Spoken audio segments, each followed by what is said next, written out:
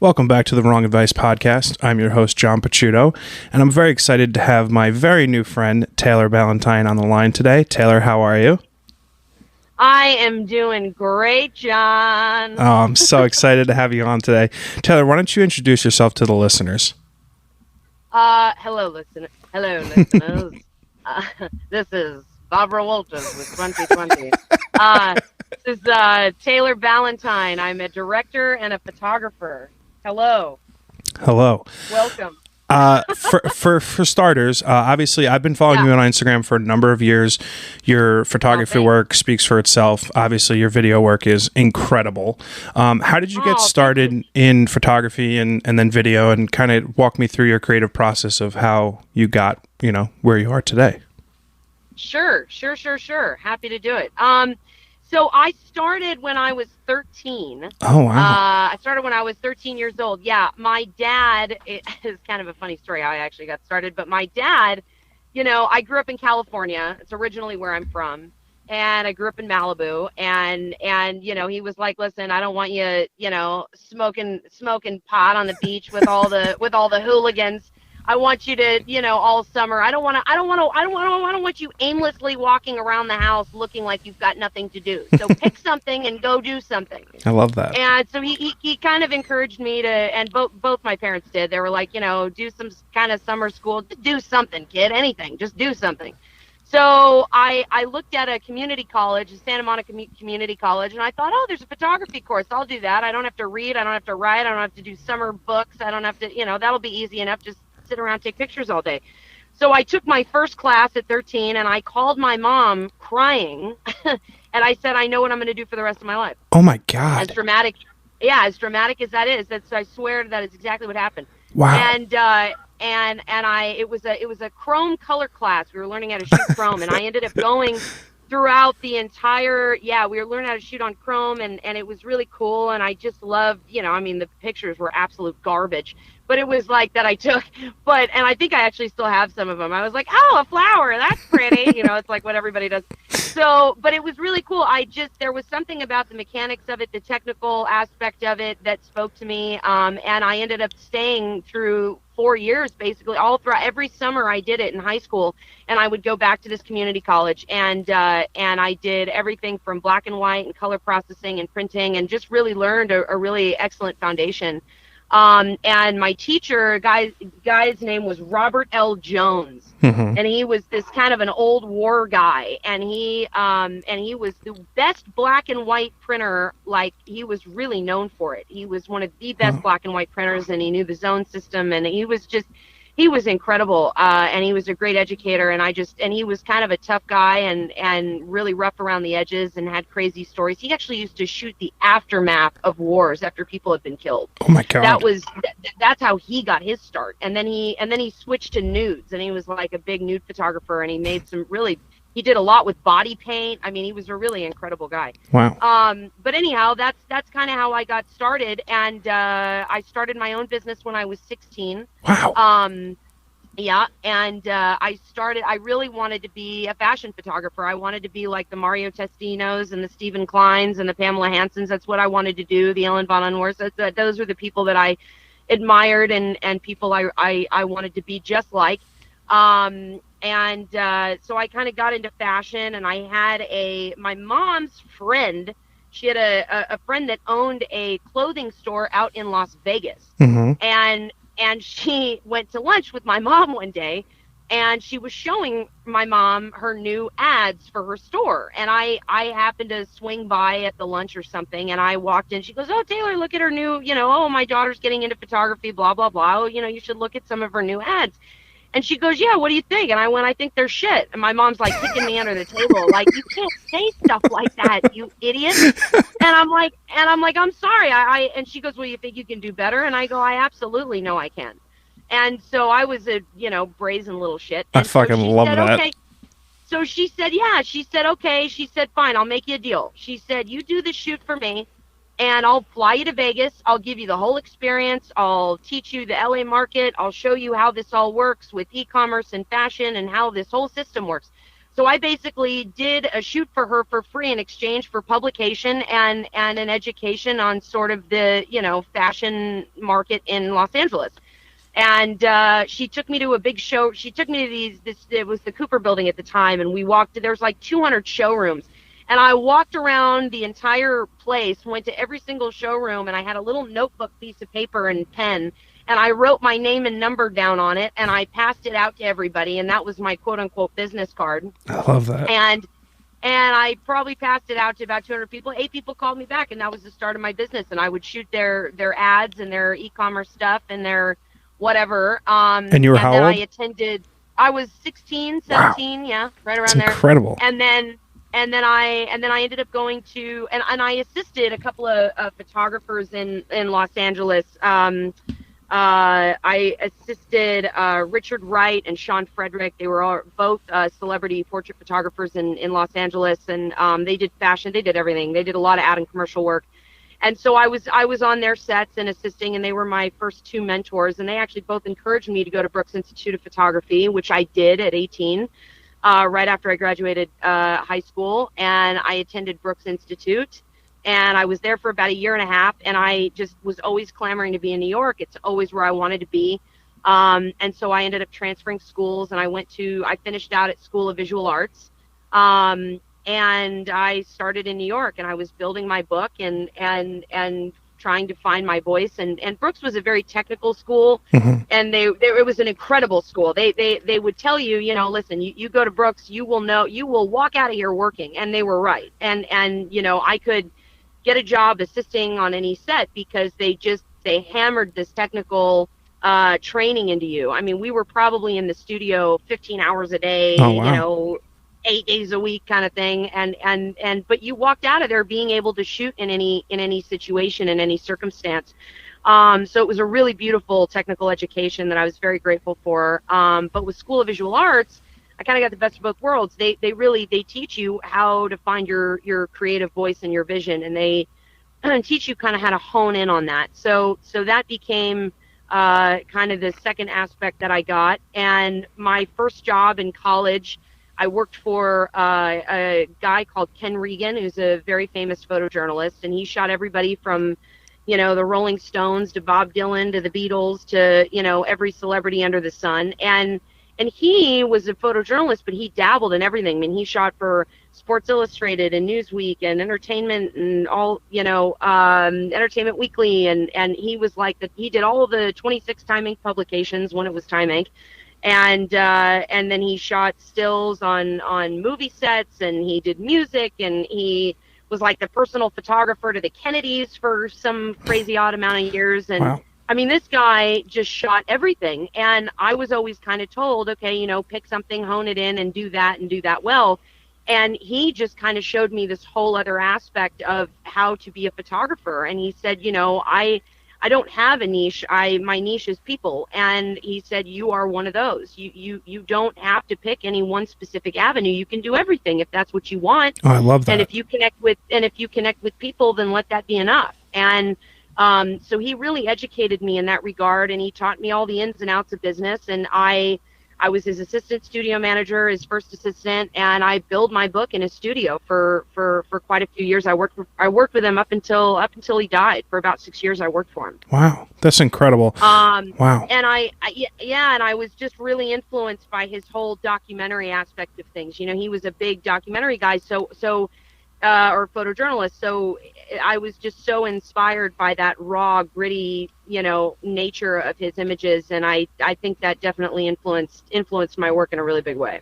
That's incredible. I mean, so I've had this reoccurring theme with a bunch of these conversations that I've had where people have been able to kind of come across the thing that is their thing at a significantly younger age than I.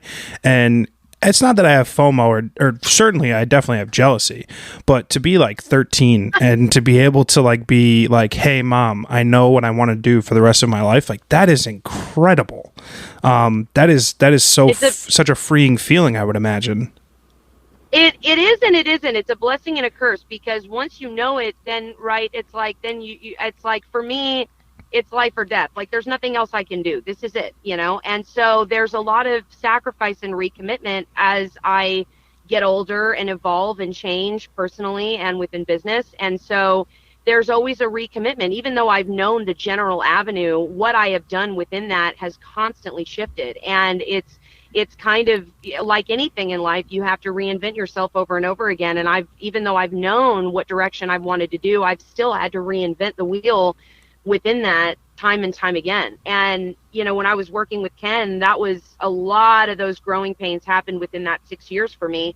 There was another photographer that I actually was working with before I was full-time with Ken, and her name was Garance Doré, and she is a very famous French photographer and artist, writer. She's an incredible woman, and she kind of started the whole wave of like behind the scenes at all the fashion events. Mm-hmm. And so when I was working for Ken, and then part-time, and then I was working for her, and she had hired me to help build up her studio and find her videographers that could go to, you know, New York, Milan, Paris, London fashion weeks with her and do all the video coverage. And so it was my job to kind of interview all these guys and find this person for her.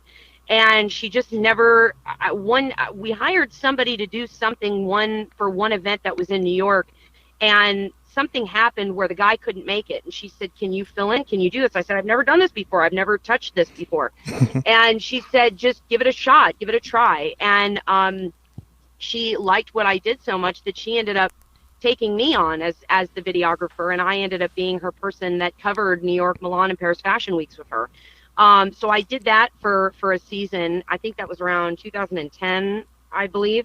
2009, 2010, and that is what actually, that's when I got bit by the video bug, and I realized that photography was not going to be enough for me. I was going to have to expand in medium in order to feel fulfilled, and telling stories is really what I love to do, and so that inspired that side of it, and then I went full-time for Ken, and then after Ken passed away, that's when I actually got a job at Sports Illustrated. Okay, that was actually going to be my next question, because you've shot a lot for Sports Illustrated, and in fact, I would say the one of the most one of the images of yours that I love the most is the one of PK Subban with the hat. I love that shot. Yeah. I love it. I loved that shoot. There's so much joy in his face. Yeah. I mean, it's kind of hard not. I mean, he's such a joyful guy. I know, He really is. I mean, we laughed and we just laughed the entire time. He was really fun and funny, and it was just a really a joyful experience the whole time. So I'm glad the pictures reflect it, because it really was a lot of fun, and that is actually one of my favorites as well. Oh, that's awesome. I mean, I'm jealous. I'm biased in that because I am a Devils fan. I like hockey. It's impossible not to like PK as a human being. So I think that could be part of the reasoning for my affinity for that image. But you've clearly had like a very distinct, straightforward kind of journey in your career. Yeah. And you've done like all of those rungs of the ladder, right? You started working for other people, then you took the step to go work on your own. Now you get bit by the video bug. What is like the biggest trial and tribulation that you've had throughout that entire time? And what was it about that like issue or whatever that came of it that helped you grow as not just like a photographer, but like as a human as well? Boy, what a question. Jeez, man. What are you trying to get deep? No, I think for me, what would I say? There were just so many, I mean, there's just so many things. I mean, I think for me, I rebuilt my book 1,000 times. Mm-hmm. I think I lived about 9 lives in New York for the first, 5 years I was there. Throughout my 20s was a real painful and gruesome experience just in the personal self-development area. I feel that. And learning, learning who I am and coming into myself that way, in all aspects. But I think, there was never one big trial and tribulation. There was a million, whether it was, loss that I experienced, whether it was breakups, whether it was relationships, whether it was, reinventing the wheel for myself, or what I've felt called to do within photography, or discovering, what direction in that avenue I wanted to go with. And there was just so much sacrifice and recommitment to myself and to what I do for a living. There was just so much of that. It's almost like, it's like, I don't know, I think of it sometimes like a video game, when you just, you go up in levels, and every time you go to another level, you have to, you almost, you use your past experiences as your facts, but then you have to then redevelop on this newer level and an evolved level. And once you do that and you go to the next level, then you got to go ahead and do it all over again. Oh, I love that. That is such a great analogy. That's tremendous.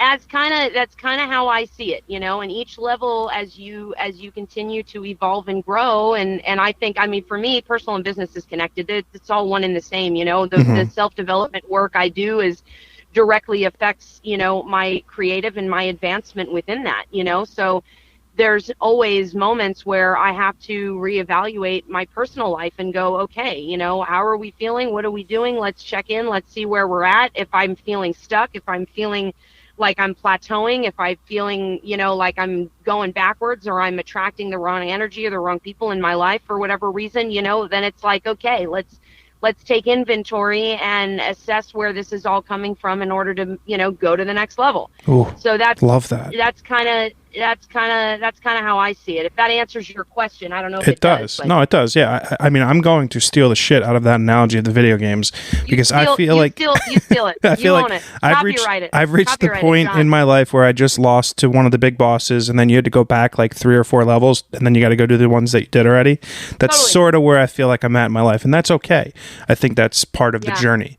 I think of photography as like very interesting as a profession, because you and I both identify as photographers, but you blow me out of the water in every conceivable metric.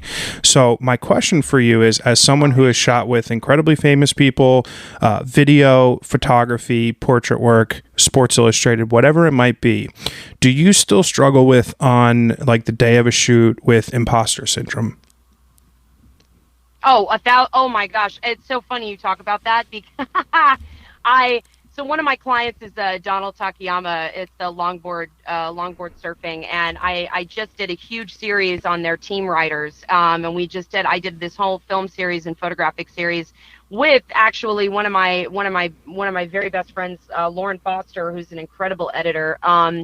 And she and I actually grew up together. She started in photojournalism just the same, and she comes from a long line of editors and recently discovered editing and found that was really her calling. But she's an incredible writer, an incredible journalist. And she, and I've known her since I was 11 years old. We actually grew up together. So that's we awesome. actually refound ourselves a little bit later in life. So we were doing this project together, and literally as we're on set shooting, we literally looked at each other and we were like, we are fooling everybody that we know what we're doing. Like, this is total imposter syndrome, 1,000%. We talk about that all the time.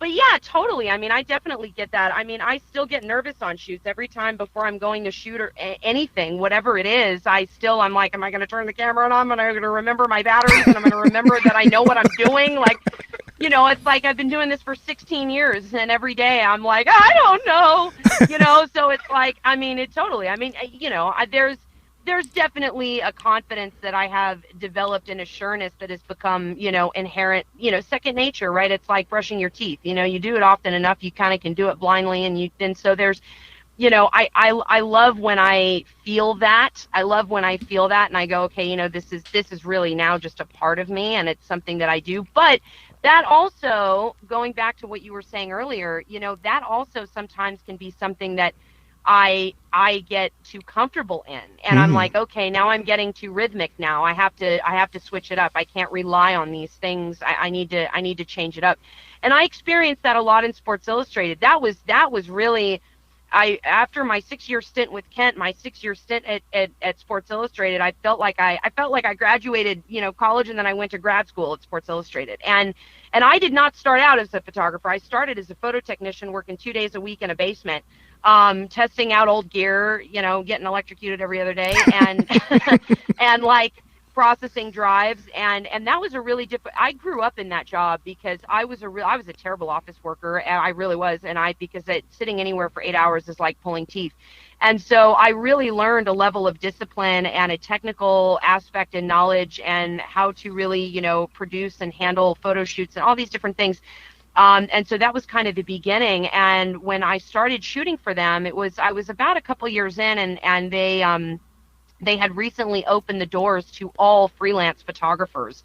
And so they said, okay, they've instead of just using staff photographers, they were making it it was a global decision for Time Inc. to make any photographer open to kind of a freelance. So it actually gave me an opportunity to shoot.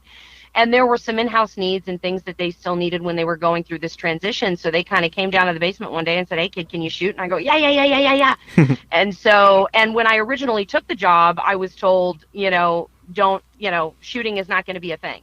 So they, this is a one-time. I had a low expectation of ever, I just didn't think that would be something that would happen. And I started out just shooting, any pickups they needed, whether it was, still product stuff, whether it was little things, football helmets, riders, headshots, all kinds of things. And I kind of, I try to kind of do the same thing that I do in every other aspect of my life, is continue to reinvent and stay proactive and look for something to do or create something that isn't there. And they had a television station that started, SITV, and they were having all these athletes coming in to be interviewed. And so you had like Usain Bolt walking around. I'm like, is anybody taking this guy's photo? Also another one of my favorite portraits of yours.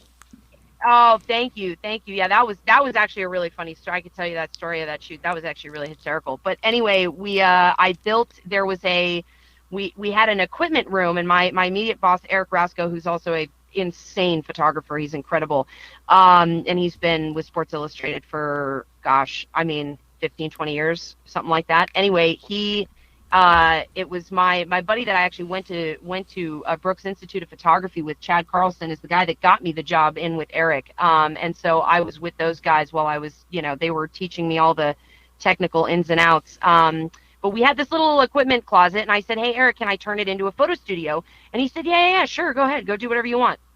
So I would go down to the television station, say, give me your list of upcoming athletes and people that are going to be in, whether it was everybody. It was actors. I mean, it was all different types of people that they were interviewing all the time.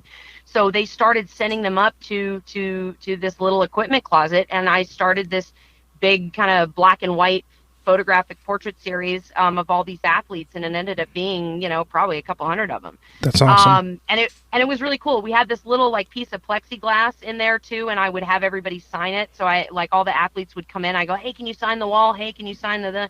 So they would sign it, and it became this little memorabilia thing. And Sports Illustrated Swimsuit kind of got wind of that, and that's when they actually started hiring me to Swimsuit adopted me to start doing castings for them. And we had this white backdrop with this red chair, and it became this kind of in the closet thing, and it became really funny and kitschy, and it was like all the girls were like, I want to do the closet, I want to be on the red chair, So it became this kind of cool, funny little thing, and I started, creating all types of. I was kind of I did a lot of event photography for them, for their events and their launches. And MJ really, MJ Day, who runs Sports Illustrated Swimsuit, she took me in and introduced me to all the girls and said, hey, listen, Taylor's our in-house, and she's going to be, shooting some events. If you see her around, welcome her. And the girls and we just took to each other, and, and it was nice, I think, for them having a woman around and in these sort of settings. And so we would kind of break off and do our own little content and do our own little shoots and things like that. And MJ kind of, got wind of that there was this comfortability there. And so it allowed me to create content, daily content for them. Because at the time, Sports Illustrated had also just adapted.com, and this was at the beginning of them building their Instagrams and all this kind of stuff. So they needed daily content, which they hadn't really ever needed before.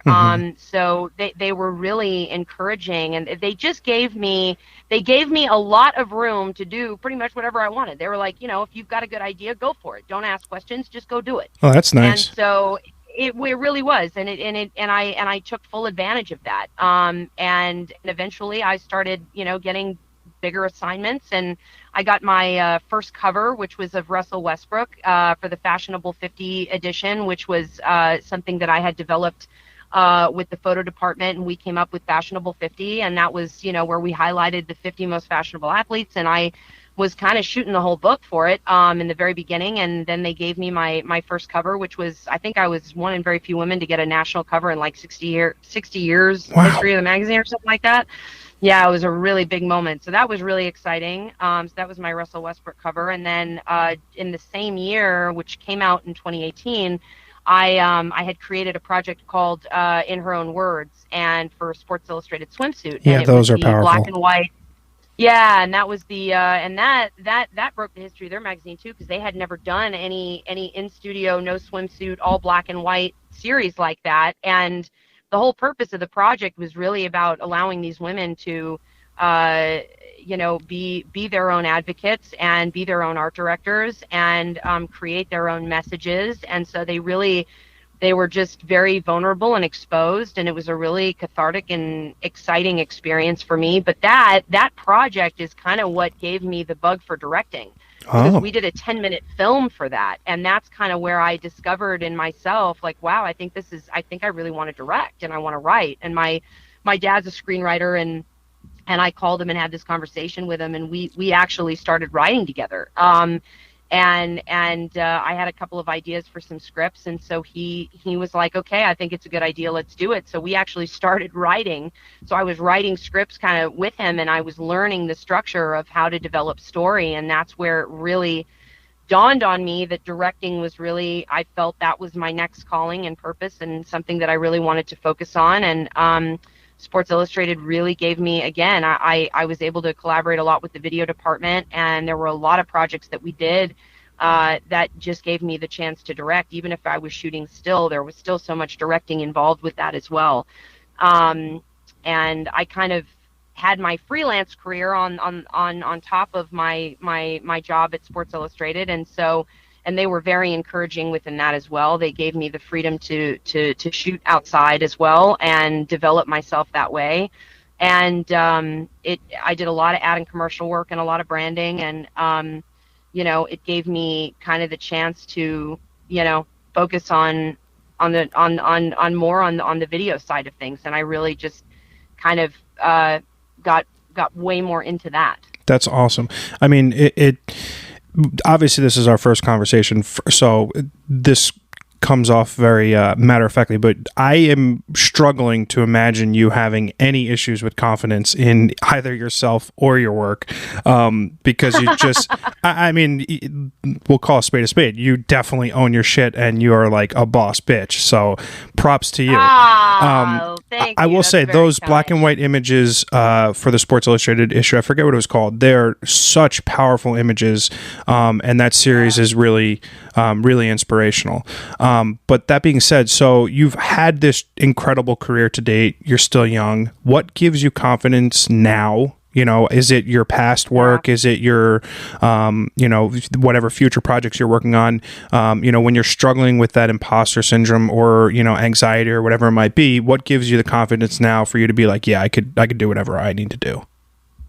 Calling, purpose. I think it's this feeling of just not really having a choice. I don't have a choice. This is what I'm meant to do, and I love that. I will sacrifice pretty much anything to do it. And I've sacrificed a lot to commit to it. I mean, I can't, the amount of birthdays and weddings and things that I've missed, and events in my family's lives or my friends' lives. It's hard. It's hard to make this again, it's that recommitment piece, and I feel like there's lots of sacrifice in that, but at the same time, I mean, I guess that's as simple as that. I really don't have a choice in the matter.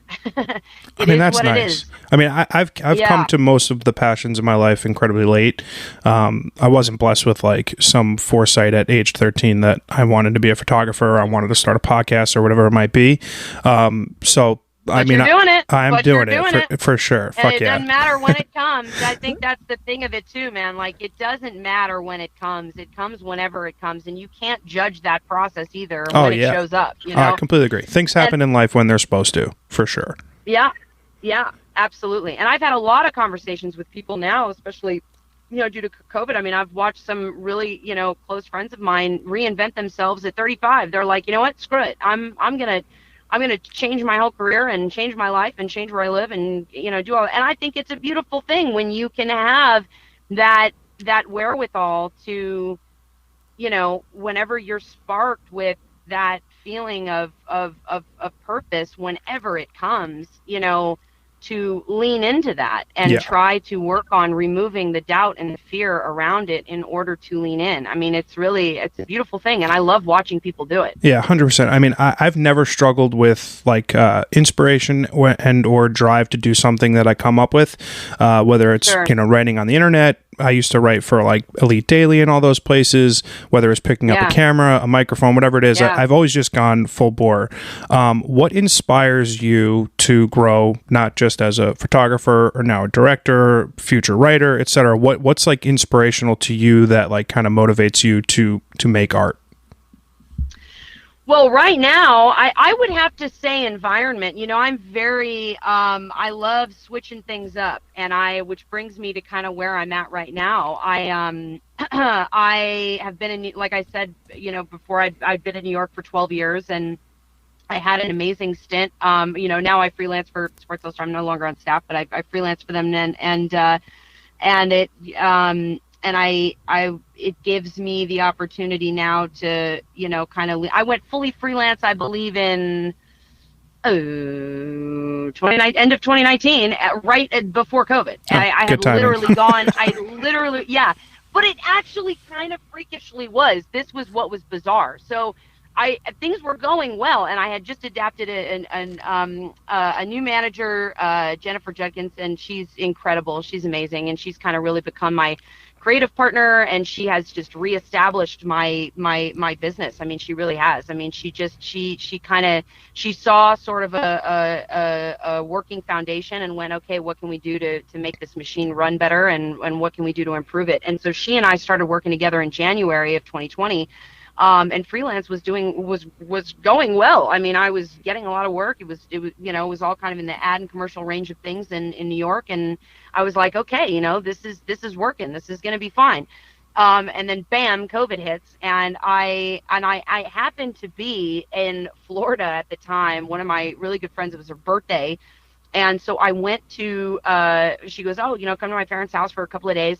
And she's an entrepreneur as well, and has many businesses and does very well for herself. And she was like, hey, come celebrate my my birthday for 2 days. Well, we ended up staying there for 67 days and just didn't leave.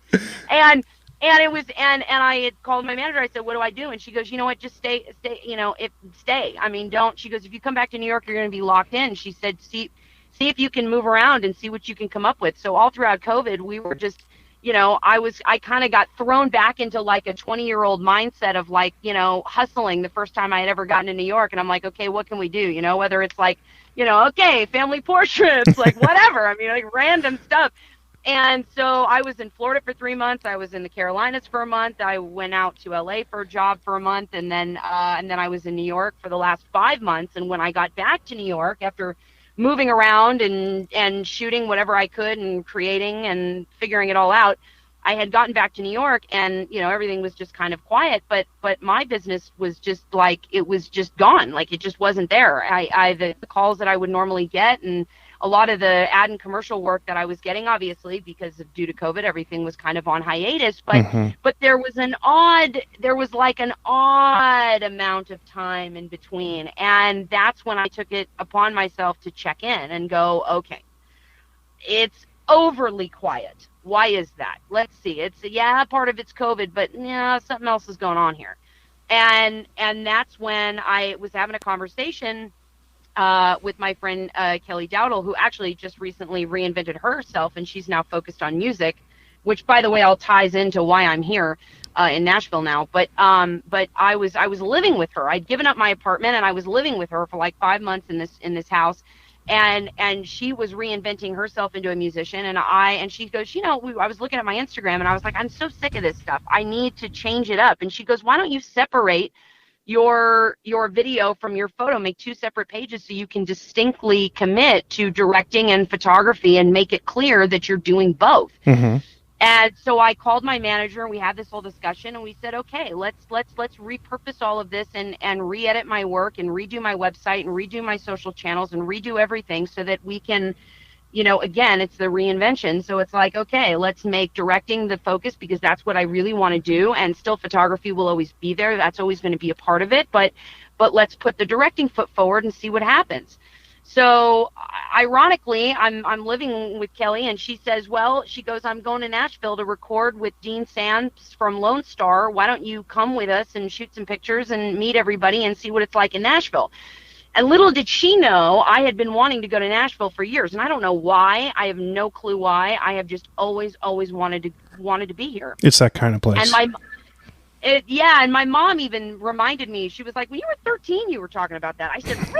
I said, I don't even remember that. She goes, yeah. She goes, you were like dancing around in your underwear to CMT, and you were like, I'm gonna make music videos. And I was like, I said that? She goes, oh yeah. She goes, this is like bizarre. That is bizarre. Watching this whole You're evolution. clairvoyant, Taylor. It was bizarre. It was a weird deal. So anyway, I end up going to Nashville for a week, and I meet Dean and all these other, and we just kind of get the lay of the land. I fall in love with it, of course. I come back, and 2 days later, he calls me, and he says, listen, I'm writing a song with Jake Hoot. We're featuring Kelly Clarkson on this duet, and we need somebody to direct the video. Would you do it? And I said, well, I've never done a music video before. And he was like, who cares? Do it. I went, okay, great. So I directed my very first music video not too long ago, and it went #1 on the charts, which it's amazing. Was amazing. It was really an incredible experience, and Kelly was incredible. Jake is incredible, and that kind of sparked this kind of whole thing in Nashville. So I started coming back to Nashville and meeting more people, and Jake is a part of an amazing music management group called Deluge Music, so I started meeting all of them. I got introduced to Leslie Fram, who's an incredible woman who runs CMT. She put me on her short list of directors. I ended up meeting Shane Tarleton with Warner Brothers Music. He put me on his short list. So it just kind of all started snowballing in this direction, and it all started presenting itself. And I went, okay, there's a lot of grace and confirmation that's coming in right now for me to be here. And I happened to get a call from a production company that I do a lot of work with in New York, and they were doing a job out in Nashville. They said, hey, you're not going to be around, are you? And I was like, I can be. I can be. I totally can be. So I got on a plane. I went back to Nashville. I did this job for a New York client, and I was staying with my really good friend, Sarah, who is, she's a professional fiddle player. She's an amazing musician out here in Nashville and does extremely well for herself in that regard. Has been doing it her whole life, but she's also a DP and an editor, and a very good one. And so I was actually staying with her for a couple of days, and she goes, hey, so, hey man, where are you going next? And I go, I don't know. She goes, did you just accidentally move to Nashville? I was like, I think so. I think I did. I actually think I did. And one of my really good friends, Jenna Kelly, is an amazing model, actually, and she did New York for 13 years, and her and I actually met through the Sports Illustrated Swimsuit castings. Her husband, Van, works in music, and they've been living out, and he's been living out in Nashville forever. And she moved in with him, and they had just recently gotten a place in Franklin, so they were getting rid of their place that they had in Donaldson, and it just so happened to be the exact timing that I needed a place to live. So I took over her house, and now I woke up one day and I was like, I'm 32, I bought a car, I'm living in a house, and what the hell happened? I was living in a shoebox in New York 5 minutes ago. That is, I mean, that is, yeah, in my estimation, the wild, biggest description of serendipity imaginable. Oh, I mean, that is insane. It was insane. But, I feel like that, those things happen when you do the work to align, and I've done a lot of work, and I continue to do a lot of work, and I will have to do work for the rest of my life, which sucks, but we all got to do it. but those are the rewards, right? It's like the struggle, the sacrifice, that then stuff like that, this unexplainable, beautiful blissful serendipitous time warp thing happens, and you're like, whoa, this is amazing, you know. I and fucking it's like, love that. I love that. Yeah, and it just kind of, if there's anything that gives me inspiration to keep going, it's that. Oh, love that. I find it so growing up, you always have like the go to college, get your job, buy a car, buy a house, get married, white picket fence, yada, yada, yada. You're always like forecasting 5 years into the future and 10 years, and I'm going to do this and I'm going to do that. And then you reach your 30s and you're like, what the fuck was I thinking? I had no idea what I was doing. Yeah. Oh yeah. It's that, you know, I've got a 5-year plan, you know, at 20 something. And then at 30 something, you're like, what plan? I'm sorry. I don't even have what's that famous line in Friends with Phoebe? I don't even have a plus. That's how I feel 90% of the time. Do you have a plan? No, I have a plus. We'll see what happens. I like that. I like the quote, life is whatever busy while you're making other plans, or life is what happens while you're busy making other plans. I firmly believe that. Things fall into place as they're supposed to and when they're supposed to. As you take this next kind of step in your career to focus primarily on video and directing, do you have something where you set goals for yourself, i.e. in the next 12 months, 2 years, whatever? Are there like tangible things that you look at that you're hoping to accomplish in a specific time frame, or is it more broad as I want to, you know, direct a pilot or whatever it might be? You know, I mean, as far as I know, movies is the direction. That is the end goal, right? That's what I really want to be doing. So as far as steps in between, I don't know. I don't really plan those things. I don't really, I kind of, things present themselves. I take advantage of the opportunity at hand. I try to stay within the present moment and just kind of like, you know, hands off and be guided and just see what happens. I mean, that's really kind of how I've always operated. I mean, yeah, there's an extent to a level of you know, planning and you know, it's not like I'm sitting around twiddling my thumbs until something drops in my lap by any means. Sure. But which, you know, would be nice. But no, I mean, there's definitely, you know, a level of staying ready, as my father says, staying ready, staying prepared. But as far as, you know, a checklist of things, if I need to accomplish X, X, and X before this happens, I don't think that way, because I think it can get in the way of the magic. And for me personally, it just gets in the way, because for like the way I do my best to not control a damn thing, because when I get into self-management, it's like all bets are off, man. I'll get in my own way and everything you don't want me driving the ship. I'll tell you that right now. At least that's what I tell myself when it comes to my self-development work. It's like, I'm going to step out of here. I'm going to step aside here and let this course run. You know, and I have, you know, and I have my faith and my foundation and the things that I believe in that sort of, you know, help me with that. So I just, I try to stay as present as possible and just stay ready and stay focused. And a lot of that, if there's any in-between prep work, it's, you know, just trying to stay mentally well. Which 2021 is not the easiest thing. So that's fair. No, it's really not. It's not, and I mean, it's not ever an easy thing, and especially this year, man, it's next level. And I think, you know, everybody has really been it's confronting, it's uncomfortable, it's disturbing. I mean, you know, the amount of fear we've all been living under, and that's a killer, man. Fear is the biggest killer. Living in fear. Oh gosh, I completely agree. I think I've been able to take the last year in as best a stride as I can at, you know, all the bullshit that I've had to deal with, like personally, professionally. My dog died 2 days ago. It's like, you know, I'm so sorry. Thank John. you. Yeah, it That's sucks. Awful. So it's been not the best 12 months, but I think like one thing, like I'm 35, you're 32. One thing you gain with age is an immense amount of appreciation for the road that you've traveled and where you got where you are. And then it gives you a good opportunity for like foresight into where am I going next. And I like, at least for me, it's given me confidence to be able to say I can fucking do anything and I don't need anybody to tell me that I can do anything. I'm going to do it myself. Right. Absolutely. So as someone who's accomplished, like, I don't know, 40 or 50 things that I have on my personal bucket list of, professional and personal stuff. What are you most proud of from your career? And then also, what is something that you would, I guess, directing a film would be considered your biggest dream?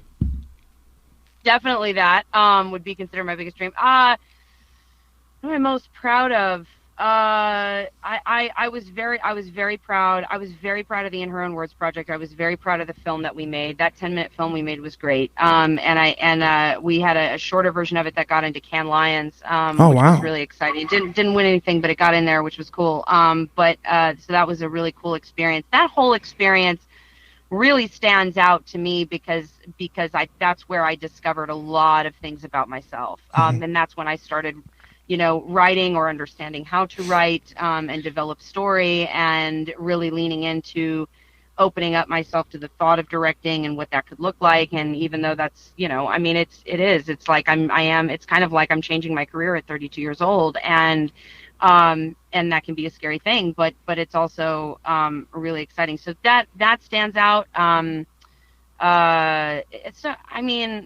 So many things. So many experiences within Sports Illustrated, the places that I've gotten to travel, the friends that I made. I met my best friends there, my best friend Nina, Nina Agdal is an amazing supermodel, and she, modeled for SI for a very long time. And her and I connected and during when I was shooting events and stuff for their launch weeks, and we connected and became fast friends, and she introduced me to my other best friend Jamie, and so that's probably the best part about life.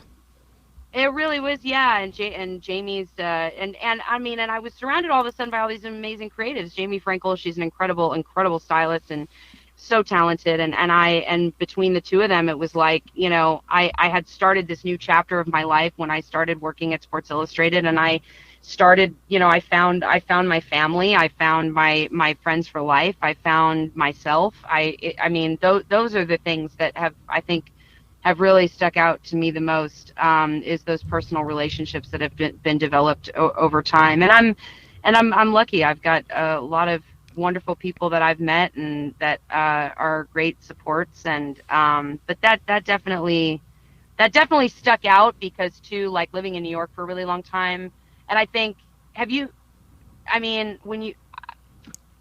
there for 12 years, right? So it's like I feel like every 5 years it was like I had a new life. It was like a new job, on that, or right? or new friends or new people in my life, like really like a brand new life. And it was just kind of wild that in the same city or in a 6-block radius that can happen to you, and it's just, that city is magic, man. And it's just beyond. There's just, I tell everybody, I'm like, everybody should experience New York once in their life, whether they live there, whether they work, whatever it is, just one time. Yeah, go experience it. Like for me, I've always toyed with like, I should move to LA or Chicago or Miami. It'd be just such a nice change of pace. And then like, if I go, I don't know, so I live in New Jersey, but if I go like a 2-week period without being in New York, I'm like, what the fuck? Why would I go anywhere else? Like it's the best place on the planet. I know. And that's been like a really bizarre thing for me to kind of grapple with. It's been a really emotional process for me to grapple with right now, because I obviously miss New York. I miss my friends. I miss my family. I miss my whole world there a lot. But I'm also very excited about this one and leaning in and being present. And this is the first time I've felt home other than New York anywhere else. That's a nice very feeling. Rare. I like very nice. I like what you said. Unexpected, very unexpected. I like what you said about the people in your life and the creativeness that you guys have built together, and like the support system. Because I feel like in my 20s there was like that whole like hashtag no new friends thing. It was like, I don't need anyone else. I've got my college friends. I got my high school friends. I don't need to meet new people. And I was so guilty of kind of like leading that charge. Like, we don't need to hang out with anybody else. I'm good with who I am. And I think you miss out a lot when you like have that kind of perspective. And like, as I've gotten older and like much more willing to be friends with literally anybody anywhere, I just think like life is treating me better because I'm more open to these conversations and meeting new people. And I think that's nice that like when I can recognize that in someone else like you. That's cool, man. I totally know what you mean, because in my 20s I felt like I think even throughout my whole life I've always, like, my mom, there's like this joke with my mom where she's like, when I was 10 years old, she's like, I can't put all of your friends in one room. They'll kill each other, because like you have people from all these different little, like, Clicks. pods, Yeah. and I can't put them in one room. Nobody likes one another. Like, I don't know how to do this. Like, what do we do? What do we do? And I feel like I kind of done that even out throughout my 20s. And I mean, I got very lucky when I went to college at 19. When I went to Brooks Institute, I met my longest one of my longest and dearest friends, Samia, and who's another incredible photographer. And Samia is just, she was my ride or die. She was my she was my one friend. I'm like, okay. And we've actually had a best friendship over the phone for the last 10 years, because we never lived in the same state. Once I left Brooks, I went to New York. So that was, and she stayed in LA. So we had this whole friendship over FaceTime and phone calls pretty much for about 15 years. Oh, wow. Yeah, which is really kind of funny. But she, she was like, I remember my grandfather always saying, because I never really had I'd never had a real group of friends. I had never had okay, this is my group. Mm-hmm. And that was just, like in high school a little bit, sure, but not, but when in my 20s, not really. I mean, I had pockets at points in my life, at stages in my life, but it was always shifting and constantly evolving. And then there was always one person that would maybe stick out from that pod that I would keep in my life and kind of, carry through the course of my life. And I've gotten lucky like that. I've gotten lucky. I've had a lot of good people in my life that way. But she was one of those. And it was like when my grandpa would say, like, you're lucky if you have one really good friend in your life, Mm-hmm. And so I remember kind of hanging on to that thought when I was like 19 and 20 and going to college for the very first time. And I was like, well, I got her, so I'm good. So you're good. I like that. We'll see what happens. But that's what was really cool about, getting older and with the creative, my environment was constantly shifting, and I met people from all walks of life, and Mm-hmm. I've been blessed with some really incredible people throughout. So that's awesome. That have stuck around for whatever reason. I don't know. It's probably because you're awesome, Taylor. That would be my guess as to the reason why. Obviously, that or I'm just extremely loud and entertaining. So maybe it's 50-50. Awesome, 50-50. loud, and entertaining. These are all great qualities that I think we should all strive to have. When you go through shitty parts of life, whether it be creatively, personally, professionally, and something transpires that you're like, fuck, I regret that. It was a shit something. What do you do to kind of mitigate that lingering regret, or overcome something that you can feel kind of dragging on you from your past? Well, I actually just learned this. This is something very recently. So one of my very, very good friends who actually just moved out to Nashville as well, Hannah, and she's a wildly amazing, developed human being. Mm-hmm. And she is extremely knowledgeable, and she's kind of always been a kind of I call her my life sponsor. She was that. For a long time. Yeah, she was kind of she's just, my, not, I mean, I don't really love the term life coach, but, I mean, she definitely educated me in a lot of ways. She's a very self-developed person and very educated in that way. And she's married and she's got 6 kids and the whole thing. Whoa. And she's just she's an amazing human, and she's very creative and talented in all sorts of ways. And she's just a very beautiful, beautiful human being. But anyhow, she taught me something recently that I have adapted in specifically to what you're talking about, how to kind of let things go she taught me inventory, which basically it's it's a recovery tactic, but basically what it is you take inventory of the things that maybe you're fearful of or you resent, and you physically write them down, and there's a process that you do, there's an exercise that you can do to remove that. And she's been teaching me some of these tactics, and it's really it's been really helpful. I think I've gained tools, all throughout my life from people like her or my parents or friends or whatever. But yeah, she's taught me some zingers, man, and it's good because I think when I get to a place where I feel that it's becoming unmanageable or I'm holding on to something that I can't let go, there's a lot of prayer and meditation and self-development tools that I've learned along the way that I do in order to remove that. So it's kind of become my practice, and I've been, educated in it, but it's probably been, 10 years of therapy and learning different tools and things along the way to learn how to do that. I like that. And that's very frank, Which very honest. I like that.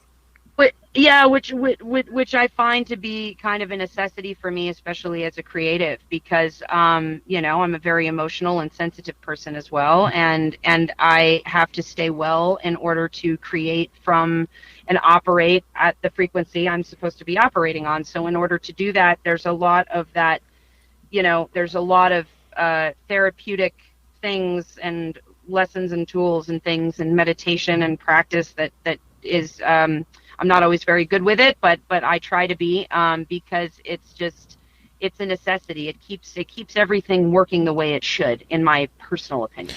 Yeah, from my personal opinion, what I do when I'm dealing with all these things is I start a podcast and I have a really Nice. tremendous conversations with awesome, like-minded human beings who really give me these incredible insights into their life about what makes them tick, about what makes them happy, how they've gotten to where they're at in life. And I walk away from all of these conversations incredibly inspired. And this is big time selfish love of myself, because that is the single motivating factor for me. I'm having these conversations because they inspire me both creatively, life-wise, personal, professional, all of the above.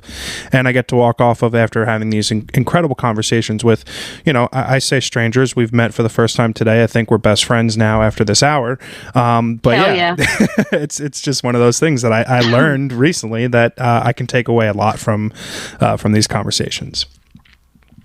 Yeah, I love that. I love that you said that, and that's excellent. And I really, excellent news. I really think that that's a cool thing, because it's, to find that thing that continues. I mean, because it takes discipline, right? I mean, for you to do these podcasts and to have these conversations, but it's also is what's fueling that fire to continue to keep going with it. I think I'm always so amazed by people that can do things like they just pick something up like that and they do it and they continue to do it to stay inspired. I'm always inspired back by that discipline, right? Because it's like it's I appreciate something that you almost need. You I know also, what I mean? Like I also need to pay you a nice compliment, because I find that in the creative space, people tend to go one of two ways. They are either very inclusive and very community building, and or very I am myself, don't bother me, don't ask me questions, don't ask me favors, like I don't want to help you. And you obviously fall into the other category. We've talked about everything from camera bags to whatever it might be, and I like, it's inspiring when you have these types of interactions with strangers, over the internet, that like when someone is like totally willing to be like, oh yeah, XYZ, love that, great, blah, blah, blah. And I mean, it goes back to you being a genuinely awesome human being, whether you're loud and obnoxious or whatever it is you said, we can decide in the future. Well, I appreciate that. And I think, I've always kind of viewed what I do as it's a service, right? I provide a service for people. It's an act of service. And I think, it's also gives me the ability to listen to people and share other people's stories and bring light to things. And I think it's a tool that way. And I said this to actually Hannah the other day. I said, I tell people to think of me like a plumber. She goes, really? And I go, yeah. I go, because it's like, if a pipe bursts in your house, you need to call an expert to have come fix it. I mean, that's kind of how I view creative. It's like it's a service I am providing. I have educated myself to become an expert in this field, but it's a service and it makes people happy. And it's something that you get to connect with people from all walks of life. You get to listen to them, hear them. They're trusting me to, if I get to photograph you, I get to, see a little insight to who you are, and you're trusting me with that time. And if I get to direct something or write something,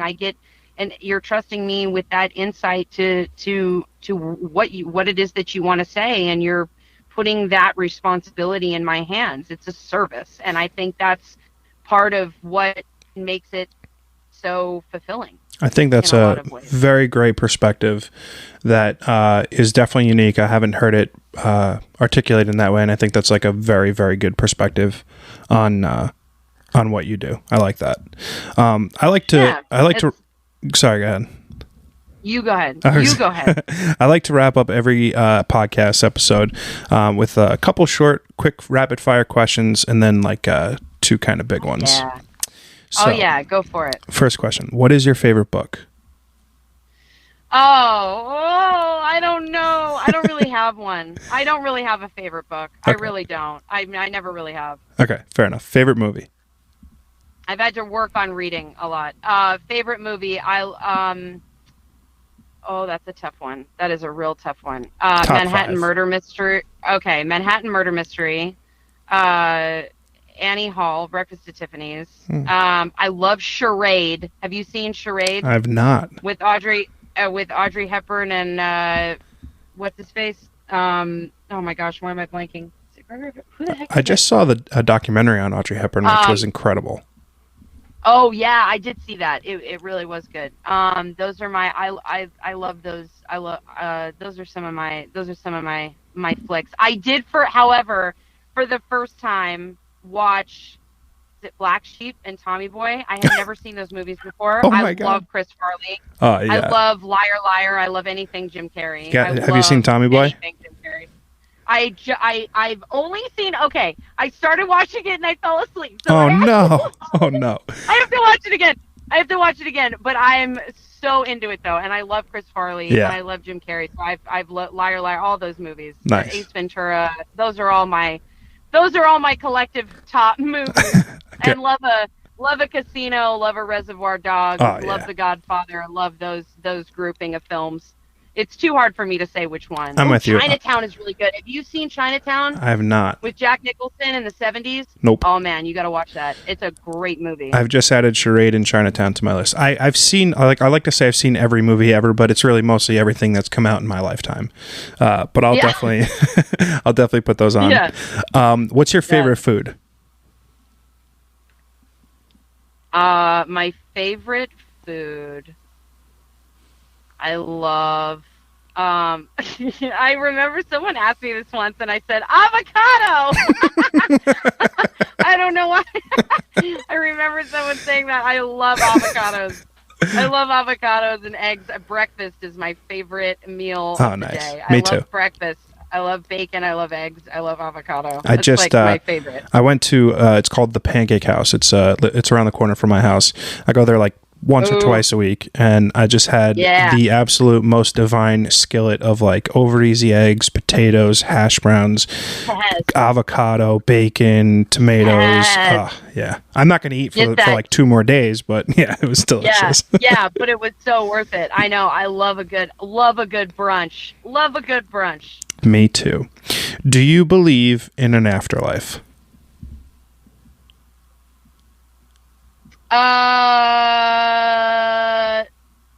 I believe in an afterlife? Let's see. I was raised Catholic, so I believe that I believe that when you pass on, you pass on and you go to, I mean, I do. I believe in heaven. I believe in hell. I believe in purgatory. I believe in all those things. Cool. That's kind of how I was raised. So that's what I believe in. Nice. I like that. What is the best piece of advice someone that has ever given to you? Timing is everything. My dad. I like that. Timing is everything. Timing is everything in life. That's good. Yep. Final question. What's one recommendation for everyone listening today? I know you're not sure of this, but it can be a movie, a TV show, a podcast, a book you've read, literally something that you have consumed in the last couple weeks, months, whatever, that you'd like everyone to check out.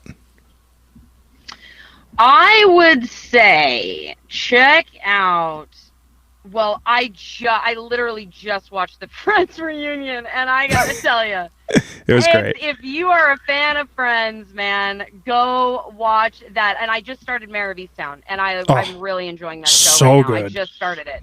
It's so freaking good. All right, well, I'm not that far. I literally just started, so I think I'm on like episode 2 or 3, but I'm just upset. I'm like, this is the best. Yeah, it's so good. I love it. Kate Winslet. I love her. She does no wrong.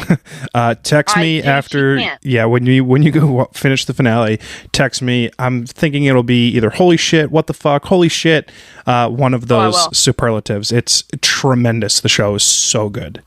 I can't. I loved. And then what was the? Oh my gosh, why am I blanking? True on Detective. The one that no. It's with Nicole Undoing. Kidman, Yeah, and Undoing. The Undoing was really good too. These are my favorite kind of shows. Yeah, so good. These are my favorites as well. I love a mystery. I love a thriller. I love a detective. I love anything. Law and Order. Oh my gosh. Speaking of Caitlin Brooks. Oh my Caitlin gosh. Brooks. We watched I have never met anyone that is more obsessed with Olivia Benson than her. And I swear we watched so much Law and Order when we were living together. It was incredible. I've never watched so much Law and Order in my life. That's amazing. On two or three episodes ago, I had an actress who played a small role on Law and Order, and she had nothing but glowing things to say about how incredible the staff was, the people on the show. I'm not a Law and Order guy. I know Caitlin is going to kill me if she actually listens to this for saying that, because she's obsessed. But she has, however, gotten me thoroughly obsessed with the Bachelor franchise, and I could blame her for ruining hours and hours of my life in the best possible way, because I'm just so obsessed with that show now.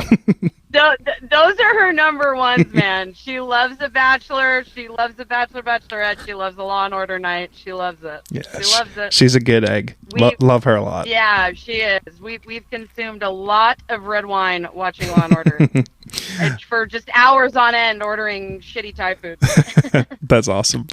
Taylor, I want to really thank you so much for coming on the podcast today and having this conversation with me. You are an A+ human being. I'm super glad that we were able to connect. I'm really, really, really inspired by your work. I'm loving what you're doing. It gives me so much joy, and I just want to really, really, really, really thank you for coming on today. And I think we just became best friends. I'll insert the GIF of Will Ferrell, and I just really enjoyed this conversation, and you're awesome. You are as well. Thank you so much for having me. I really appreciate it. This is an awesome podcast, and I love why you started it, and I love getting to learn a little bit about you and why you're doing all of this. And I think it's a beautiful thing to just give people this platform just to talk and meet and connect and inspire one another. So good on you, man. Thank you so much for this. I really appreciate it. Thank you for it made my day. Made my day. Really did. Take care. Well, thank you. Take care. I'll talk to you.